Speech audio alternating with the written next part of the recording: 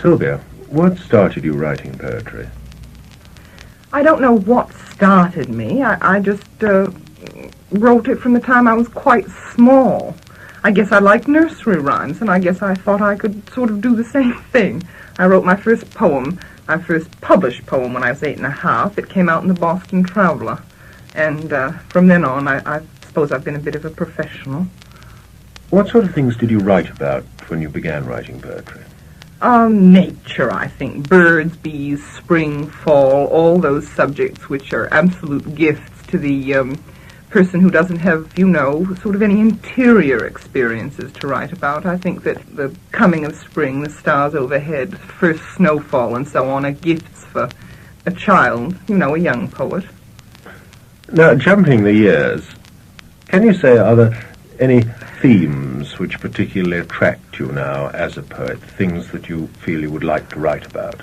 Perhaps this is an American thing. I've been very excited by what I feel is the new breakthrough that came with, say, Robert Lowell's life studies, this intense breakthrough into very serious, very personal, emotional experience, which I feel has been partly taboo.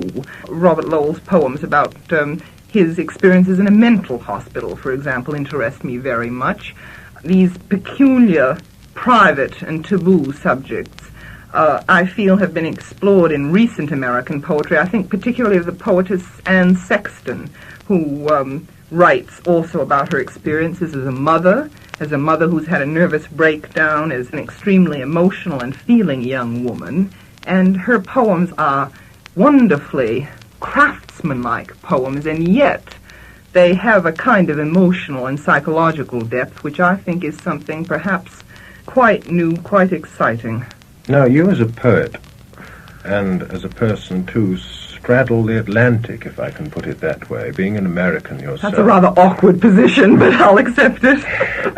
On which side does your weight fall, if I can pursue the metaphor? Well, I think that as far as language goes, I'm an American. I'm afraid I'm an American. My accent's American. My way of talk is an American way of talk. I'm an old-fashioned American. That's probably one of the reasons why I'm in England now and why I always stay in England. I'm about 50 years behind as far as my preferences go. And I must say the poets that excite me most are the Americans. There are very few contemporary English poets that I admire. Does this mean that you think contemporary English poetry is somehow behind the times when compared with American? No, I think it's in a bit of a straitjacket, if I may say so. There was an essay by Alvarez, A. Alvarez, the British critic. His arguments about the dangerousness of gentility in England are very pertinent, very true. And I must say that I am not very genteel, and I feel that gentility has a stranglehold. The neatness, the wonderful tidiness, which is so evident everywhere in England, is perhaps more dangerous than it would appear on the surface. But don't you think, too, that there's this business of English poets who are laboring under the whole weight of something which in block capitals is called English literature? Yes, I couldn't agree more. I know when I was at Cambridge, this appeared to me. Young women would come up to me and say, how do you dare to write? How do you dare to publish a poem? Because of the criticism, the terrible criticism that falls upon one if one does publish. And the criticism is not of the poem as poem. I remember being appalled when someone criticized me for beginning just like John Donne, but not quite managing to finish like John Donne. And I felt the weight of English literature on me at that point. And I think the whole emphasis in England, in the university, on practical criticism, but not that so much as historical criticism, knowing what period a line comes from. This is almost paralyzing. In America, at university, we read what? T.S. Eliot, Dylan Thomas, Yeats. That's where we began. Shakespeare floated in the background. I'm not sure I agree with this, but I think that for the young poet, the writing poet, it's not quite so frightening to go to university in America as it is in England, for these reasons. You say, Sylvia, that you consider yourself an American, but when we listen to a poem like Daddy, which talks about Dachau and Auschwitz and Mein Kampf, yes, now I have the impression that this is the sort of poem that a real American could not have written with the same feeling and grasp with which you have written it, because it doesn't mean so much. These names do not, I think, mean so much on the other side of the Atlantic, do they? Well, now, you're talking to me as a general American. Well, in particular, my background is, may I say, German and Austrian. On one side, I'm a first-generation American. On one side, I'm a second-generation American. And so my concern, I must say, with concentration camps and so on is uniquely intense. And then again, I'm rather a political person as well, so I suppose that's where part of it comes from. And as a poet, do you have a great and a keen sense of the historic? I'm not a historian, but I find myself being more and more fascinated by history, and now I find myself reading more and more about history. I'm very interested in Napoleon at the present. I'm very interested in battles, in wars, in Gallipoli, or the First World War and so on. And I think that as I age, I'm becoming more and more historical. I certainly wasn't at all in my early 20s. Do your poems tend now to come out of books rather than come out of your own life? Oh, no, I wouldn't say that at all. I think my poems come immediately out of the sensuous and emotional experiences I have. But I must say I cannot sympathize with these cries from the heart that are informed by nothing except, a needle or a knife or whatever it is. I believe that one should be able to control and manipulate experiences, even the most terrifying, like madness, being tortured, this sort of experience. That one should be able to manipulate these experiences with an informed and intelligent mind.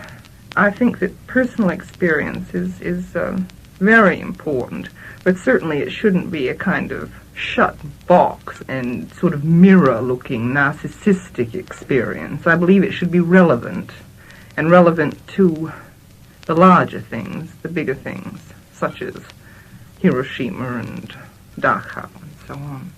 So behind the primitive emotional reaction there must be an intellectual discipline. I feel that very strongly. Having been an academic, having been tempted by the invitation to stay on, to become a PhD, a professor and all that, one side of me certainly does respect all disciplines, as long as they don't ossify.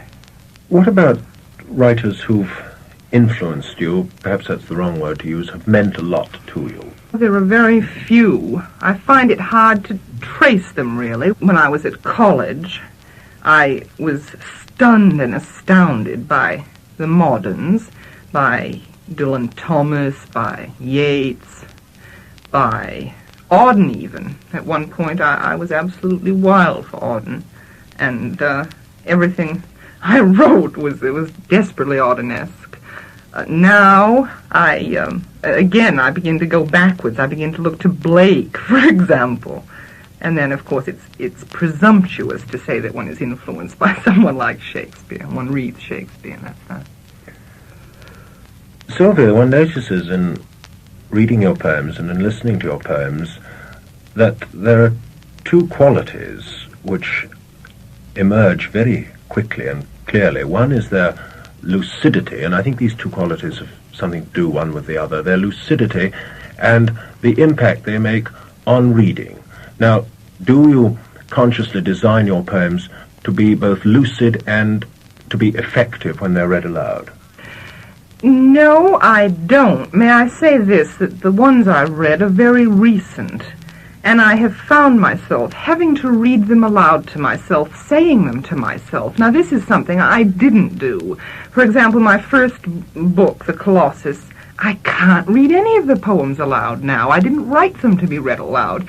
They, in fact, quite privately bore me. Now, these ones that I have just read, the ones that are very recent, I've got to say them. I speak them to myself. And I think that this, in my own writing development, is quite a new thing with me. And whatever lucidity they may have comes from the fact that I say them to myself. I say them aloud. Do you think this is an essential ingredient of a good poem, that it should be able to be read aloud effectively? Well, I feel that. I do feel that now, and I feel that this development of recording poems, of speaking poems at readings, of having records of poets, I think this is a wonderful thing. I'm very excited by it. in a sense, there's a return, isn't there, to the old role of the poet, which was to speak to a group of people, to come across. Or to sing to a group. To sing to a group of people. Exactly, exactly. Setting aside poetry for a moment, are there other things that you would like to write or that you have written? Well, I shan't say I've become interested in prose. I always was interested in prose. As a teenager, I wrote short stories a lot, and I published short stories. And I always wanted to write the long short story. I wanted to write a novel. Now that I have attained, shall I say, a respectable age and have had experiences, I feel much more interested in prose, in the novel. I feel that in a novel, for example, you can get in toothbrushes and all the paraphernalia that one finds in daily life, and I find this more difficult in poetry. Poetry, I feel, is a tyrannical discipline. You've got to go so far, so fast, in such a small space that you've just got to burn away all the peripherals. And I miss them. I'm a woman. I like my little lares and penates. I like trivia. And I find that in a novel I can get more of life, perhaps not such intense life, but certainly more of life. And so I've become very interested in novel writing as a result. This is almost a Dr. Johnson sort of view, isn't it? What was it he said, that there are some things which are fit for inclusion in poetry and others which are not? Well, of course, as a poet, I would say poof. I would say everything should be able to come into a poem, but I can't put toothbrushes in a poem. I really can't. Do you find yourself much in the company of other writers, of poets? I much prefer doctors, midwives, lawyers, anything but writers. I think writers and artists are the most narcissistic people. I mustn't say this. I like many of them. In fact, a great many of my friends happen to be writers and artists. But I must say, what I admire most, or I certainly find myself looking toward, is the person who masters an area of practical experience and can teach me something. I mean, my local midwife has taught me how to keep bees. Well, she can't understand anything I write. And I find myself liking her, may I say, more than most poets. And among my friends, I find these people who know all about boats, or know about a certain sport, or know about how to cut somebody open and remove an organ. Well, I'm fascinated by this mastery of the practical, and I must say, I feel as a poet, one lives a bit on air, and I always like someone who can teach me something practical. Is there anything else which you would rather have done than writing poetry? Because this is something, obviously, that takes up a great deal of one's daily life if one's going to succeed at it. Do you ever have any lingering regrets that you didn't do something else? Well, I think if I had done anything else, I would have liked to be a doctor. This is the sort of polar opposition to being a writer, I suppose. My best friends, when I was young, were always doctors. I used to dress up in a white gauze helmet and go around and see babies born and cadavers cut open. Well, this fascinated me, but I never could bring myself to disciplining myself to the point where I could learn all the details that one has to learn to be a good doctor. This is the sort of opposition. Somebody who deals directly with human experience, is able to cure, to mend, to help, this sort of thing. I suppose if I have any nostalgia, it's this, but I console myself because I know so many doctors, and I may say that I think perhaps I'm happier writing about doctors than I would have been being one.